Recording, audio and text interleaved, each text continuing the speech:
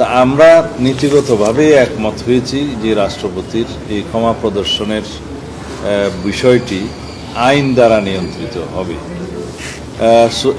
কনস্টিটিউশনের article 100-এর যে বিধানটা বর্তমানে আছে তার সাথে একটা বাক্য সংযোজন করার বিষয়ে সবাই একমত হয়েছে যে তবে রাষ্ট্রপতির এই ক্ষমতা সংসদে প্রণীত আইনের দ্বারা পরিচালিত হইবে, এই লাইনটা সংযোজন করার বিষয়ে একমত হয়েছে।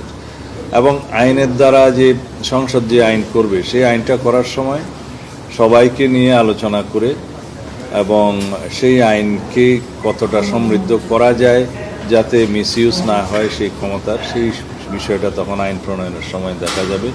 এবং এখানে অনেকের পরামর্শ আছে যে যে সমস্ত পরিবার ক্ষতিগ্রস্ত হবে, যাদেরকে ক্ষমা করা হলো তার প্রেক্ষিতে তাদেরও একটা অনুমতির বিষয় থাকবে, তাদেরকে অন্তর্ভুক্ত করা হবে, সেটা অনুসরণীয় নীতির মধ্যে থাকবে। আরও অনেক বিষয় অনুসরণীয় নীতির মধ্যে থাকতে পারে এবং সেটা বোর্ডের মাধ্যমে পরিচালিত হয়ে শেষ পর্যন্ত যা কিছু সিদ্ধান্ত হবে তা আলটিমেটলি চূড়ান্ত সিদ্ধান্তের জন্য তো রাষ্ট্রপতির কাছেই যাবে। তো সেটাতে সবাই একমত হয়েছে, এটা একটা ভালো অগ্রগতি। এবং সেটা আমার পরামর্শ ছিল এই বিষয়ে যে আইনে এইভাবেই সংযোজিত করে এটা সংশোধন করা যায়, মানে পরিবর্তন এবং সংযোজন যেটাই বলে করা যায়, পরে সংসদে প্রণীত আইনের ক্ষেত্রে তখন বিস্তর আলোচনার মধ্য দিয়ে একটা আইন প্রণীত হবে। তারপরের বিষয়টা হচ্ছে বিকেন্দ্রীকরণ হাইকোর্টের।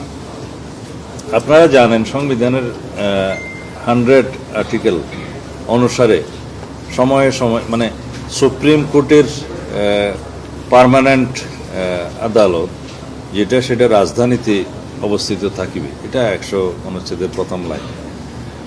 তারপরে বলা আছে যে হাইকোর্ট ডিভিশনের বেঞ্চ রাষ্ট্রপতির অনুমতিক্রমে সময়ে সময়ে ঢাকার বাইরে স্থাপন করা যাইবে প্রয়োজনীয় সংখ্যায়। এই বিষয়টাতে আমার প্রথম প্রস্তাব ছিল যে হাইকোর্ট ডিভিশনের বেঞ্চগুলো প্রয়োজনীয় সংখ্যায় সময়ে সময়ে স্থাপন করা যেতে পারে না দিয়ে